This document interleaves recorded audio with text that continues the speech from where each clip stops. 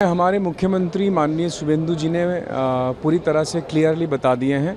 उन्होंने ये बात कही है कि कहीं पे भी कोई राजनीति नहीं होना चाहिए और मैं भी एकदम सहमत हूँ उनसे।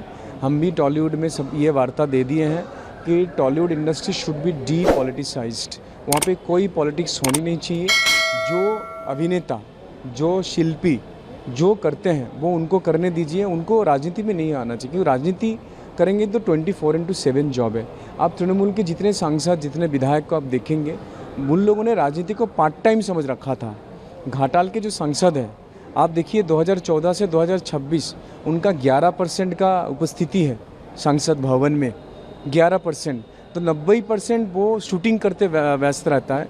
तो फिर इसी से हमको समझ में आ जाता है कि एक सांसद जब 10%, 11% सांसद भवन में जाते हैं और 90% वो अपना काम एक्टिंग करते हैं, प्रोड्यूस करते हैं, तो मतलब उनके लिए तो राजनीति पार्ट टाइम था। अभी बाकी भी जितने हमारे उनके पास था, जो हमारे राज चक्रवर्ती जी, हमारे सोहम चक्रवर्ती जी, हमारे रचना बैनर्जी जी मैडम, हमारे जून मालिया मैडम, इन सबको पूछिए कि ये लोग सारे टाइम शूटिंग में व्यस्त रहते हैं। लेकिन मेरा ये मानना है कि आपको अगर राजनीति करनी है तो पूरी तरह से कीजिए। मैं भी तो कर रहा हूँ ना राजनीति, 5 साल 6 साल हो गया। मैं तो कभी वापस नहीं गया एक्टिंग में।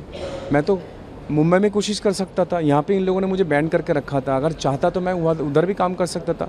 मैं साउथ में काम करने की कोशिश कर सकता था मैं, लेकिन किया नहीं, इसलिए क्योंकि जब मैं राजनीति कर रहा हूँ, राजनीति करूँगा। जितना एडुकेटेड टैलेंटेड युवा है वो लोग अगर आने से, पार्टिसिपेट करने से ये जो पॉलिटिक्स में जो कचरा है, ये कचरा साफ हो जाएगा। और इसीलिए और पश्चिम बंगाल का राजनीति में अभी ये बहुत ज़रूरी है, क्योंकि पिछले 15 साल जो करप्शन यहाँ हुआ है, हर जगह में एक करप्टेड गवर्नमेंट। अब जो ये एक एकदम सबका साथ, सबका विकास का साथ, सबका जो विश्वास बंगाल वासी हम लोगों को ऊपर आस्था जताए हैं, इसको लेकर आगे बढ़ेंगे। और वो हम लोगों का ऊपर हम लोगों का मोदी जी है सबके प्रिय। और यहाँ बंगाल में शुभेंदु अधिकारी जी, हम लोगों का दादा, उसका नेतृत्व में जब डबल इंजन एक साथ चलेगा तो जो पूरा सोनार बांग्ला का सपना जो हम लोग देखे थे और आने वाले जो भविष्य है, वो भविष्य में हम लोगों का भी भागीदारी रहेगा। इसीलिए हम बंगाल का युवाओं को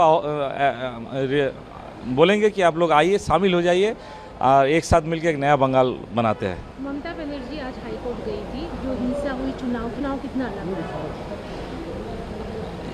ये हम लोगों का जो हम बोले थे कि BJP A party with A difference, हम लोग हर जगह बोलते हैं, ये हम लोग वास्तविक रूप से दिखाया है बंगाल में। जिस तरह से तानाशाही आज 15 साल हम लोग सहे हैं। जनता जब जो निर्णय लेती है उसे मानना चाहिए। जनता का निर्णय है कि बदलाव होना चाहिए। पहले जो सरकार थी अपनी अपेक्षाओं पर खरा नहीं उतर पाई, इसलिए जनता ने बदलाव चाहा और बदलाव हुआ है। जनता की जो अपेक्षाएं हैं उस पर खरा उतरने का प्रयास हम लोग करेंगे। मेयर की भूमिका भी आप निभा चुके हैं। अभी जैसे कलकत्ता में बुलडोजर चल रहा है इलीगल कंस्ट्रक्शन में, आसनसोल में भी लाजमी है कि समस्या होगी। क्या लगता है कि आगे क्या एक्शन है? क्योंकि बुलडोजर को आप लोग उस ढंग से क्यों लेते हैं? कोई भी बड़ा स्ट्रक्चर यदि तोड़ना हो तो आप रुई से तो तोड़ नहीं सकते, हथौड़ी से भी तोड़ नहीं सकते, वो तो मशीन कोई ना कोई यूज़ करना पड़ेगा ही। तो लेकिन आपको देखना होगा कि जिन चीज़ों को तोड़ा जा रहा है वो कानूनी दायरे में उन चीज़ों का निर्माण हुआ है या गैर कानूनी ढंग से हुआ है। गैर कानूनी चीज़ों को तोड़ने का आदेश तो सुप्रीम कोर्ट बहुत पहले दे चुकी है। तो अब ये तो करना ही पड़ेगा। जो लोग कानून का शपथ ले रहे हैं, यहाँ पर कानून का शपथ लेकर जो लोग मुख्यमंत्री बने हैं, मंत्री बने हैं, उनको तो सुप्रीम कोर्ट की गाइडलाइन को तो मानना ही पड़ेगा।